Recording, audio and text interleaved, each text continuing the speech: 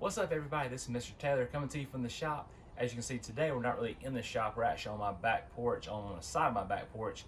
And I want to highlight a life skill that a lot of people don't understand about how to properly plant a plant, but also how to properly take care of a plant. So we're going to dive into that today. So my boys and girls that are watching, you can help your parents, or your relatives, or your families dive in the yard and plant something, get your hands dirty. It's a perfect time to get outside. The weather is perfect for it during this quarantine. But most importantly, I want to talk about seed plants versus seedless plants. That's our lesson for today. You can see I already have a bee here flying around, a pollinator, who's want to pollinate using our daisy flower here. I'm going to let him pollinate, buzz around while I'm talking. But the most important thing is a seed plant versus seedless plant. Now, in 5th grade science, we talk about gymnosperms versus angiosperms. Now, a gymnosperm, gymno, has no flower, right? So a gymnosperm could be a pine tree, it may be a fir tree, things that may be your Christmas tree, a spruce, things you see out in public that are usually evergreens, those will be actually gymnosperms. Gymnosperms, again, that's no flower. Well, angiosperms, a little bit different. Angiosperms, we talk about in a class, Angie, being a girl, Angie likes flowers. So angiosperms produce flowers, and flowers produce fruit. So if you eat a fruit or a vegetable, it came from an angiosperm plant, not a gymnosperm. So before me, I have some seed plants, mostly that are all angiosperms that are producing flowers. Now, we're going to do today, we're doing 2 hanging baskets. Now, I would say my students know that I don't buy anything for full price. These came from Home Depot for on clearance for $4 a piece. They have the black outline as well as the interior design, this little kind of a mesh organic insert that actually protects the soil and keeps it moist longer. So that's helpful to plants as well. I also use some peat moss today I have on the side, as well as some basic, food fertilizer for plants. I mean, potting soil mix, whatever you have at home. I'm sure you can find some. If you have compost, we have a compost bin at home that we use. We pour like banana peels and orange peels and like old apple cores and paper products, that kind of thing can break down over time and make a great compost for your garden at school, at home, wherever you're located. But before I'm going to name these plants, we talk about, and these plants came from my parents' nursery. If you don't know, my parents own a nursery, and we actually gather these plants from their nursery. It's called Triple T Nursery, and so we're going to be using those to plant in our raised, not our raised beds, our hanging baskets. Now, before I get started, I know I skipped last time our daily 5, and I'm so sorry for my students for doing that.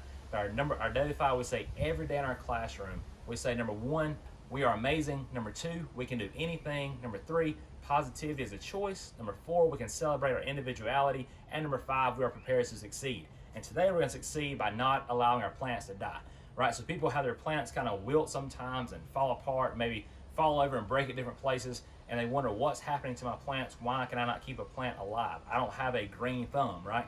Well, today I hope by watching this, you'll gain a green thumb and be able to keep plants alive and keep them healthy and flourishing at your home, and maybe even grow your own, maybe a raised bed or a crop of some kind, if you will. Right now in our garden, we have tomatoes and blueberries and carrots and zucchini, so they'll be growing right now. We're almost ready to harvest some blueberries and tomatoes. But at your home, I hope you also maybe have planted some crops. If you have not done so yet, maybe this will help get you started today. Now, the main goal and the main thing plants need to survive are sunlight, a great source of soil or nutrients, and they need water. Those are the 3 main ingredients, right? And of course, air. So, and we talked before how plants go through the process of photosynthesis. And photosynthesis, plants actually take in carbon dioxide that we breathe out. So as I'm breathing out, these plants are taking in my carbon dioxide and they're producing oxygen for me to breathe, which is really cool because it's a good working relationship, right? Or a symbiotic relationship.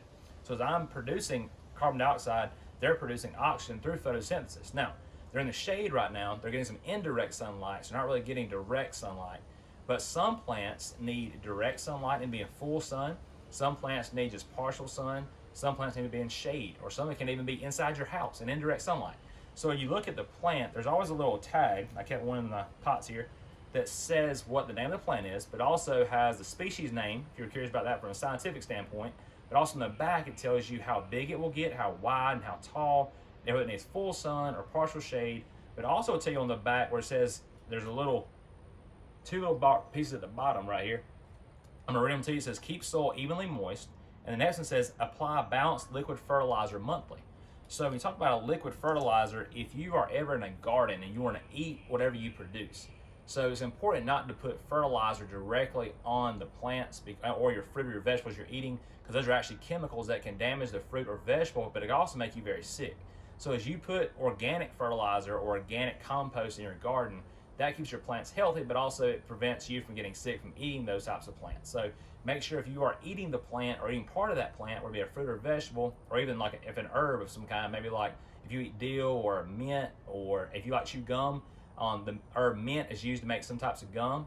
You also have I'm sort of looking at my garden. There's fennel. All right, there's fennel seed. You have lavender. There's all kinds of different herbs, and even the succulents you can produce as well. But those will also be they can be very harmful to you if you spray something on them, such as a chemical, like a very high chemical fertilizer. So I guess it's like more there's different. I gotta word this for my kids to understand. There's different numbers on fertilizer, and there's different strengths of fertilizer. So if you apply a very strong fertilizer to your plant, or even like say if I have some kind of bug growing on like eating my plant leaves, and I spray that bug, all right, and the babies that it's made, and I'm spraying that plant, and I'm killing that bug, my plant looks beautiful, but at the same time, when I kill that bug, those chemicals I kill that bug with are now on my plant, right? And they're on my fruit or vegetables I might be eating. So be very careful not to allow that to happen to your plant, because otherwise you'll be ingesting those and it can make you very sick. So to get started, if you ever are outside, not in a hanging basket, but outside in your yard, you always want to find a perfect location for the plant depending on what the plant needs. So if it needs full sun, you need to find a sunny spot. If it needs shade, you need to find a shady spot. It's very simple and straightforward. Plants will tell you if they're happy, they actually will communicate with you. If you see wilted leaves, the leaves look different colors, there may be a branch that looks may have a fungus growing on it. Something may happen that alarms you that plant's not happy. So in my yard, I've moved plants several times to keep them happy and trying to figure out where they like to be best. And today we're kind of talking about this hanging basket. These hanging baskets even have to be placed in my yard in a certain location where the plants inside them will be happy. So these are mostly full sun plants on this side. So this basket will be put in a kind of a full sun area. Over here, these can be like kind of a partial sun or partial shade. So they'll be placed in different locations. So you need to watch for the sunlight in your yard to keep your plants healthy. Now I know it seems like a lot, but at the same time, it's going to keep your plants healthy and produce and flourish beautiful plants for your yard. It will look amazing. So before we get started, I have some peat moss in here that I mixed with just like I said, some basic gardening soil. Now, as I mix this up, and I had mixed it in this blue bucket, you're going to put a little bit right in the bottom of this container of your raised, and actually, let me backtrack for a second. If you've dug a hole in your yard and you're putting one of these in the ground, all right, your hole should be about 3 times the size of this pot. So this is called a begonia. And this begonia, if I'm putting it in the ground, my hole should be big enough where the roots can spread. You want your roots to grow. Just like if I were to take, someone takes you from your home and puts you somewhere else, like you want to be in a nice home, right? You want to maybe have a pool outside, you want to have, a big flat screen TV, like you want to be happy. Well, if you put this pot in the same size hole as the pot is, the plant can't grow and it's not happy. So if you move it to a different home and it's not happy in that home that you made it, the plant's going to die. Okay, so that's why it's important to make sure you dig your hole very large. Now, as you dig your hole large, you want to place a few handfuls of this mixture at the bottom of your hole. Now what happens is the peat moss will actually keep water longer and almost slowly releases the water up through the plant roots, and also helps the roots get good and established. So you want your roots to be good and established, because if they're not, the plant will start to wilt, the leaves may change color, something's going to happen, the plant may not look good at all. Now, sometimes this can happen. So for example, if your plant starts to wilt and you think it needs water, all right, here's the scary thing. This is what's kind of crazy. Plants can actually drown. Even though they need water, you can overwater a plant. All right, so it's like succulents, for example. A lot of succulents don't need much water at all. But see, a lot of people will see the plant wilting and think, oh, I need to water that plant. But what it is, the plant actually has too much water. And so you actually need to be careful and conscious of when you water that plant. Make sure you remember when you water it. And then if it's like had a hard rain, a couple nights ago it rained like 5 or 4 inches at your house. I know it rained 4 inches here. So if it rained that much, you don't need to water plants for an extended period of time unless they feel like it. Now, here's the finger trick. All right, the finger trick is really easy. If you touch the soil of the plant and it feels very dry, and you can even pick up the plant. If the plant is lightweight and the soil is dry to the touch, you need to add water. All right, that's a definite given. A fern, for example, the beautiful green ferns hanging on front porches, those are actually gymnosperms. They reproduce through the use of spores at the bottom of the leaves, and they don't have flowers. But ferns, especially Boston ferns, if you look at their soil and you pick up that fern pot and it's really light, all right, that means it needs to be watered immediately. You can actually sit ferns in a tray of water, and they will soak up the water through their roots up to the plant. So it's really cool to see and watch. Now, as you look here, what I have before me, I have some zinnias. These are a few pink zinnias. The blooms are at the top. They're about to start coming out now. I have a daisy. I have, this is what I call a potato vine. I like the lime green. There's also a darker color vine as well you can get from different pots. We have a verbena, which is the white flower here. All right, and then I have this begonia. Now, as we're potting these in here, the main reason I want to show you this is because to show you how to properly get the roots happy and established. Now, again, I kind of put a base layer at the bottom. What I'm going to do is I'm going to kind of place these in here. Right now, what I like to do is place the plant outside first to look at the arrangement in my basket. So this right here is the actual basket that I'm placing in here. This is my arrangement, right? So I get it nice and situated. I think I kind of play with different plants and make kind of the look you're going for.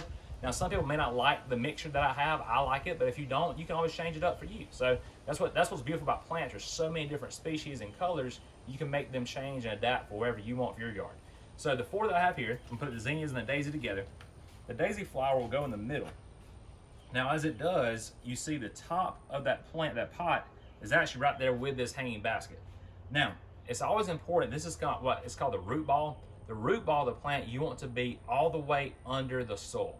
If any of it is exposed, plants can actually get too much oxygen and it can kill them. So that's why it's important. That root ball that's inside this pot needs to be all the way under the soil, right?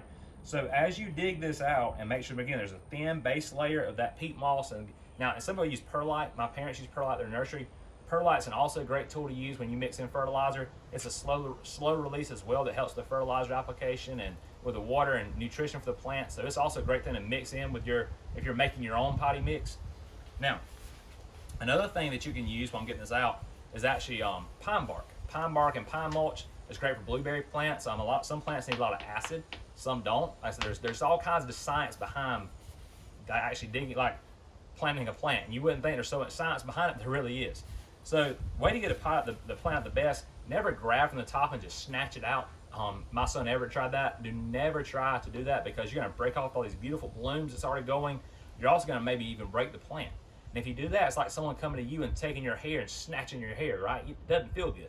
So you always want to find the base of that plant, and you want to grab the base, but at the same time squeeze the pot, because when you squeeze it, you're making the sides actually release that plant. When it comes out, so the pot is empty. If it has any fertilizer or any soil on the bottom, always dump it into your plant, into your hole or into your hanging basket, wherever you're planting. That keeps it happy. Now, you see here at the bottom, the roots are kind of wrapping around. You always want to break up the roots of your plant, because when you break up the roots, you're like, well, that's the same thing as pulling on them. Not necessarily, because right now they're kind of wrapped around each other. And what I'm doing is when you loosen them, you're not pulling them off. You'll see a few drop here and there, but it's not a big deal, because when you loosen up the major root system, what's happening is you're telling it you need to spread. You need to go out and go further out more to gain nutrients. So as you do that, that's what you want to do. So always make sure you kind of loosen up the soil. I'm kind of go around the edges. You can leave the roots in the bottom, it's fine. Now I've done that, you see the roots are now wanting to kind of spread and go down. You want to kind of dangle a little bit and be able to spread out. So there's one plant that I have in. All right, now the next step is to look at our zinnias. Now our zinnias, being as small as they are, these are little 1 inch or 3 inch pots. They're very small and simple to use. Now as you pull these out, again, never grab from the top. I'll break that beautiful bloom off that's about to happen. Go from the base of the plant, pull straight up as you're squeezing.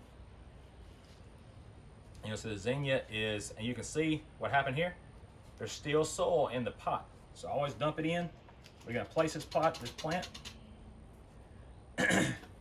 Now these roots are already pretty much open. I'm still gonna just be very gentle, but still come around and get a few more and place my zinnia right beside that daisy that we're gonna bury in just a moment with some beautiful soil and peat moss. Now again, it's our second zinnia. As this coming out, doing the same thing. Make sure there's no soil left in your pot. If there is, dump it right there beside where you're gonna plant. Loosen up the roots. The beautiful thing about these, I've already actually watered these, so they're nice and heavy, which is great. That means the plant is healthy and it wants to enjoy some sunshine. So that's where we're gonna put this one in just a moment. This is a full sun hanging basket, so we're gonna place it in the sunshine. Now here's another more soil as well. Dump it out. Now, as you're making sure you do this, make sure your zinnias are evenly spaced, because if my sense will tell you I'm not OCD to a certain point, but I like things to be neat and organized. So as you kind of want them to be, I say symmetrical, you want to kind of match up on each side. So as you do that, just make sure that they're matching up properly. Now again, grab the base, squeeze the pot, pull it straight out, dump any extra you have in the bottom.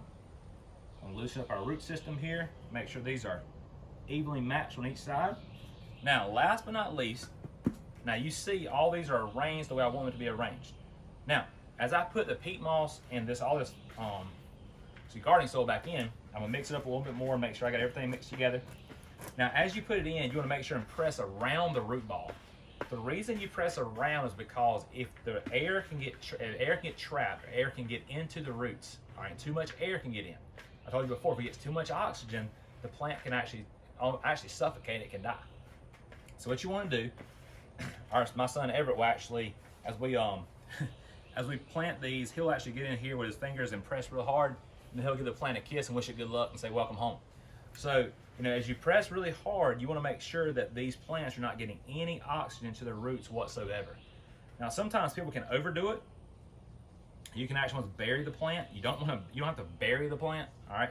Now, there's a little trick I've learned about tomatoes. My mom heard it from somewhere, or she learned it and she taught me, but it's basically when you plant a tomato plant, you basically want to kind of bury it up to the second leaf stem, because when you bury a tomato plant, it allows the roots to get better established, and then you actually will produce more tomatoes. That's what the belief is, and I actually have witnessed it because I have several tomato plants going out there right now that are looking wonderful, and that's exactly what I did. So I can vouch for that trick and say that I think it works wonderfully. Now, if your plant moves a little bit as I'm pressing these grains to the daisy kind of going back and forth, that's not a big deal, because it's kind of like you're tucking in a baby to sleep, right? You kind of want to make sure you get around all the edges, make sure they're nice and cozy. So as you're tucking it in, you always want to make sure and press again, make sure that root ball is buried all the way so that no oxygen and no dirt, no oxygen or air can get trapped in there. If you overly water plants, you can also cause what's called root rot. I had a plant in our front yard that got too much water one day when it rained, and I didn't know it, and I watered it because the leaves were wilting. I thought it needed water because the other ones needed water, and as I did, I realized that the water was being trapped at the root system, and the plant actually drowned and it died. So when I say I've had experience with this, I'm telling you, like, be very, very careful not to mess up and bury a plant of some kind too deep or give it too much water, because like I said, you can actually damage the root system and cause what's called root rot. You can actually develop also funguses. Fungus can grow on your plant as well. So just be very conscious about when you plant these, that you're planting them in a correct location, and you're making sure you're pressing around to make sure that no air can get trapped inside, and never overwater your plant. Now again, that's something very important, because a lot of people don't really understand that concept of I can't overwater a plant. Because a lot of people say, well, plants need water, so how can I overwater, right? Well, same situation. Like I said, you can cause root rot, you can cause fungus, mold. There's all kinds of things that can happen within a pot of itself. Ground's a little bit different because the ground can drain water a little faster and it can get water to be gone, but there's also different soils as well. Like you got clay, you've got like a sandy soil. Here at our house, we have some clay spots, some sandy spots. So you have to kind of watch out for your water, because the water in clay will sit there because clay won't let it kind of filter and fall through as fast. But sandy, the water will actually just go right away and it'll go right through it. So you kind of want to be careful and conscious of how your soil is as well, where you're planting your areas of your plants. Now, I think this hanging basket here is about ready to go. Now, I just want to show you how to do one. I'm going to get started on this second one in just a moment. I may even get Everett to come here and help me in just a little while. He's actually napping right now. So what's going to happen is, as I put this up here, this is a full sun plant. So again, today we talked about seed versus seedless. Now, seed plants, remember, they have flowers normally, okay? Some don't, but most do.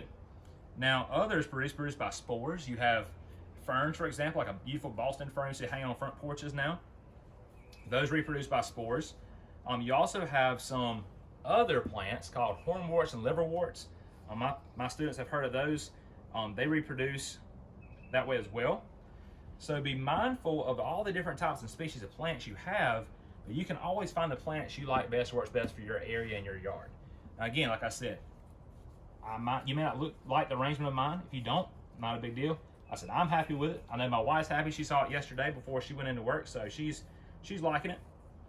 So we're gonna hang this bad boy up, and I want to make sure and remind you of a gymnosperm and angiosperm as well. And don't forget, angiosperm has flowers, gymnosperm does not. An evergreen, remember, it's forever green. Pine tree, fir tree, spruce tree, those are forever green. Now, some folks will say, well, pine straw is brown. All right, pine straw, their pine needles are actually leaves of pine trees. So what happens is when the pine needle falls off the pine tree, it turns brown because it can't get nutrients anymore from the tree, so the leaf dies. It's just like the same thing as an oak leaf fall on the ground. When you see an oak tree, there's brown leaves under the oak tree, right? A live oak, for example, when the leaves fall off, they turn brown because the leaves can't get nutrients anymore because they can't trap sunlight because they're not attached to anything. Now, I did learn from a gentleman who has a tree service here in Dublin. He told me about mistletoe. Now, I like mistletoe, but I did not know that mistletoe is actually a fungus to a tree. So what it does, mistletoe will grow on the side of a tree and trick the tree into thinking that it is part of the tree, and the tree will send nutrients to the mistletoe, right? And so when it does, the nutrients are actually going making the tree on the overdrive, producing nutrients to that mistletoe when the mistletoe itself is actually growing, is actually killing the branch that it's on, which is really crazy. So, mistletoe is actually, I would like it, but I'm starting to not like it so much. Now, I have a little watering can here. Every time after you always plant, you want to water. Be gentle though, because if you dump water right on top of your plants, you can actually damage the branches. You can actually damage the root system as well if you actually put too much water around it. So I'm doing just a little bit right now. I'll do a little more later. I'm gonna kind of watch it throughout the day and make sure it's okay. Now, as I do this, I'm looking on the middle plant because I'll make sure that daisy flower is good and established, because again, like I said, you make sure no air can get trapped in that root system. I'm looking, I think we're good. So that is our hanging basket number 1. We're gonna hang that up in a full sun location. Hanging basket number 2, we're gonna start on that now. I hope you learned something today. Thank you so much for watching The Shop with Mr. Taylor. We'll be back again with math or science again tomorrow. I hope you tune in for that. To my students, I love you and I miss you terribly. Don't forget, remember to wash your hands for at least 20 seconds. If you ever go outside or touch anything, I'm definitely washing mine very soon. But go outside, I encourage you to get your hands dirty, plant some plants, have a great time with family, grow a crop that you can eat. It'd be a perfect time to do it right now while it's the extra time that we have. And grow some blueberries, grow some blackberries. Tomatoes are in season right now, and you can grow some peas. There's all kinds of options you can grow. We're going to potatoes as well. Potatoes are simple to grow. You get some seed potatoes and cut the eyes out and put them in the ground, and they'll grow in an instant. So feel free to get outside, get dirty, have fun. But remember, I love you and I miss you. Hey, have a good one.